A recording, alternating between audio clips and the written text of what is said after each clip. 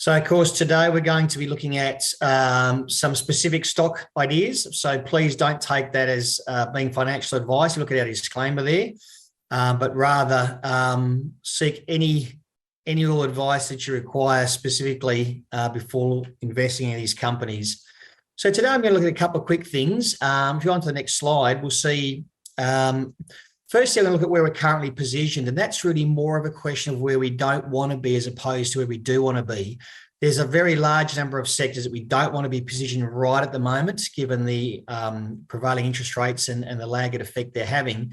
So we do have a very overweight position on EV-facing minerals, specifically lithium and copper. 4 of our top 10 holdings at the moment are currently in the lithium space, and we're actually just rebuilding a 5th one, being Pilbara.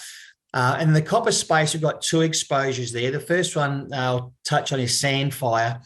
With the takeover of Osmins by BHP, Sandfire in our mind is really the only investment-grade copper company left on the ASX. And so to augment that exposure, we've also got some exposure to Y.AXW ETF, and I'll talk about that in a moment. And then we're on to gold. Now, I'll make it clear we are not gold bulls. We are neutral on gold. But what we're saying is that you do probably need some gold exposure in a balanced portfolio.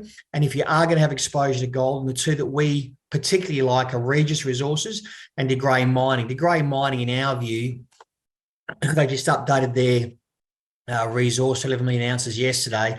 And in our view, they will be taken out at some point. It's hard to understand how a major won't take up that deposit there. So on to Regis Resources there, onto the next slide. If we look at, global copper miners, I should say first. As we mentioned, trying to get exposure to the copper space is difficult in the Australian landscape. Sandfire is the only investment-grade company that we recognise on the ASX now that has dedicated copper exposure. This ETF, which is ASX listed, provides exposure to 39 underlying copper producers globally. And so it gives us a way of playing a thematic without getting too caught up into the specifics of the underlying stocks. And so we've built this into our top 10 holding, and we expect to be there over the medium term.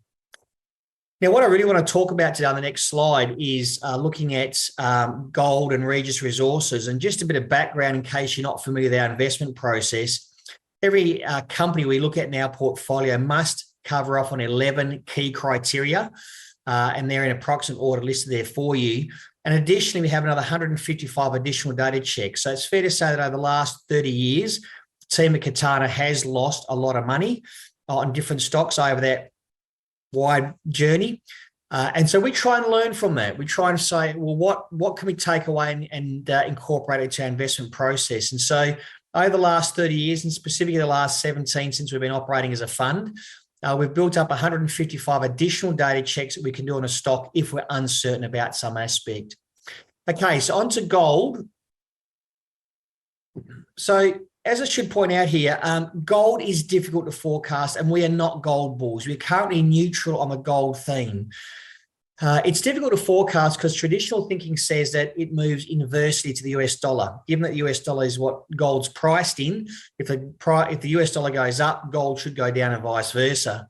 But over the years, we've tracked at least 6 additional drivers that it can impact the price of gold, from inflation through to central bank buying, ETF buying, gold jewelry usage in India, etc. So it's hard to identify which way the gold price is going to go. So we like to say, let's find companies that have independent triggers, irrespective of which way the gold price goes.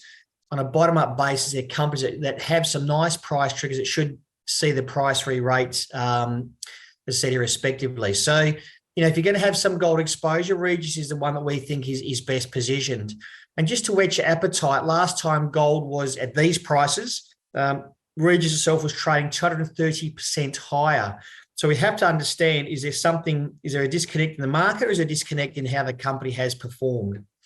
So let's have a look at Regis itself. There's 2 aspects I want to look at. Firstly, on the next slide is quality. So I want to explain why I believe that Regis is a high quality company, and then post that we'll have a quick look at some price triggers. Why do we believe Regis is high quality? Firstly, size and liquidity. Size and liquidity is everything in gold producers. There's probably no more important characteristic because of diversification and scrutiny and and operations across multiple locations and mines and the like. Regis is currently the 5th largest ASX listed gold producer, and with the takeout of Newcrest Mining shortly, it'll be the 4th largest ASX listed gold producer. It's will be the 3rd largest domestic producer, and so it puts it behind Northern Star and Evolution, which really are 2 household names. It really has flown under the radar. All of Regis's assets are in a tier 1 jurisdiction globally, being Western Australia. Tier 1 jurisdiction in terms of skills, infrastructure, geology, sovereign risk, tax royalties, environmental, and particularly in WA, there's even better areas, whether you're in farmland versus desert. Well, both are operations in desert locations. There's no better place to be operating a gold mine, in our opinion. Thirdly, why we believe it's a high quality business is because it's got tier 1 assets. Tropicana is indisputably a tier 1 asset. Duke, you can argue, is possibly tier 1B or tier 2, but in our view, it is a tier 1 asset also. If you look at the next slide, we'll understand why we think it's a tier 1 asset. Duketon's been operating since 2010. So we've got 13 years of data to look at, and it's produced almost 3.5 million ounces over that time frame. And because of that, Regis has been able to pay dividends every year since 2015. And it's one of the few companies on the ASX that's been able to do that. In fact, at one stage, it was the highest yielding gold stock for a number of years. And finally, it has a large resource base and very prospective land holdings. And this little graph or chart on the right-hand side here, you'll see that they've owned between 90 to 100% of 2 emerging greenstone belts. Both those belts are less than 15 years old, and they've produced around about 10 million ounces, or have got 10 million ounces of identified resources here. Over time, we understand these belts, as they're explored more and the mineralogy is better understood and so forth, give up a lot more ounces, you can see here.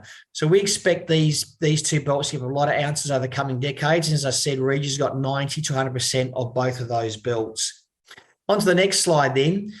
So a high quality company can remain cheap for a long period of time. If you look at the next slide, price triggers or potential triggers, as I said, a good quality company can remain cheap for a long time. We try and identify high quality businesses with imminent price triggers. So what are some of the potential triggers now for Regis? Well, firstly, we're going to see an operational improvement. The last 18 months have been tough. They've put a lot of money into developing 2 new underground mines. They've been winding down their hedge book, and they've gone through some low-grade ore. The share price is where it is because people are looking in the rear vision mirror. If you start looking forward over the next 18 to 24 months, you see a very different picture. 2 new underground mines coming online and a lot higher grade ore. That's going to lead to a very big improvement in the underlying profit. This is secondly going to lead to higher free cash flow. In addition to having a very low period of CapEx over the next 2 years compared to the last 2 years, that plus the better operating performance is going to more than double the operating cash flow over the next 18 to 24 months. This will also lead to valuation normalisation. So if you look at this little table on the right-hand side, a very simple table, you see that it's trading ridiculously cheap compared to its major peers, especially compared to Newcrest, Northern Star and Evolution Mining. As confidence returns to the business, you'll start to see some mean reversion, some normalisation of those valuations here. Fourth thing that's going to be a potential price trigger, and perhaps the most important one in our opinion, is that the hedge book closes off by the end of next financial year. So a bit of context there. When they took over this company about 4 or so years ago, current management, they had a 427,000 ounce hedge book at an average price of 1,500 Aussie an ounce, a real poison pill they inherited. If you fast forward to today, they've been diligently putting those ounces into the market and having a big hit on their bottom line. Within 12 months, they'll be hedge free. So I'll repeat that, within 12 months, there'll be no hedging left in the business. That'll add $187 million in revenue on the current prices and $112.5 million NPAT on the current prices without the company doing anything else whatsoever. On to the next slide, we'll see some further potential price triggers there. So if we look at M&A, M&A, it's now cheaper to buy than to build. A lot of gold companies are trading at a fraction of their price to book value. So it makes more sense for the M&A cycle to accelerate from here. Additionally, and this is a very important point, permitting delays are are widening. They're getting elongated. It's getting harder and harder to rush through any form of permitting, and we're only seeing that continue to compound. It's from environmental, whether it's from Indigenous landowner point of view, whether it's from a water usage point of view. So again, existing operations with good mines, good long life mines, are much more attractive. And of course, Australia is a prime jurisdiction. It's probably, in our view, the best jurisdiction in the world. And if you're looking at buying Australian assets, you really come down to Northern Star, Evolution and Regis, in our opinion. The 6 potential triggers, they received early in the year approval for McPhillamys. Now, McPhillamys is going to be one of the largest open pit high-grade mines in Australia. It'll add 200,000 ounces per annum. And then finally, if you look at the 7th reason, we look for strong technical or change in sentiment. You can see here the price dropped from well over $6 to well under $2 a share. We've had a 2-year accumulation phase. It's now broken 5 downtrends. Technically, it's an uptrend. It's already broken out and is consolidating after breakout. It says to us that sentiment now is starting to change. All right, just to wrap up quickly there, 30 seconds on who Katana is. As you can see here, Katana's been going for 17 years. We've outperformed the index on every single time frame and had a strong outperformance over the journey. And just in the last slide there, you'll see that that we're currently ranked in the top 2% of funds over 3 years, the top 3% of funds over 5 years, and the top 4% of funds over 10 years. You're not on that chart. So we're now officially the most consistent performing fund manager in Australia, and you've probably never heard of us. We encourage you to go to www.katanaasset.com and learn a little about who we are. So, David, thanks for that opportunity to present, and happy to take any questions. Thanks, Romano. You touched on right at the beginning, you did touch on lithium as your preferred commodity in the EV thematic. Do you have any other commodities in that thematic that you're looking at taking a position on or might be stepping into taking a position on? Yeah, so look, lithium and copper are the 2 slam dunks by a mile in our opinion. We are open to taking the right position in nickel, and we have done so in the past. We do struggle with it with the other EV-facing commodities like graphite and the like there. We just see that the market is too shallow, too opaque, and there's too many world-class deposits out there. So certainly nickel, but again, nickel, we're not convinced that nickel has the same level of involvement in the long-term future of the EV theme as we do have in lithium and copper. I've noted, just looking through some of your materials, you do have a position in Beach, not a massive position, but a position in Beach.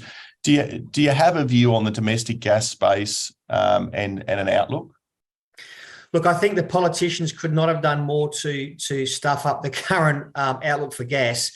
Classic economic theory says that if you've got a high price, the best solution for a high price is a high price, because a higher price will lead to higher supply coming on, and in the fullness of time, you'll see a normalisation there.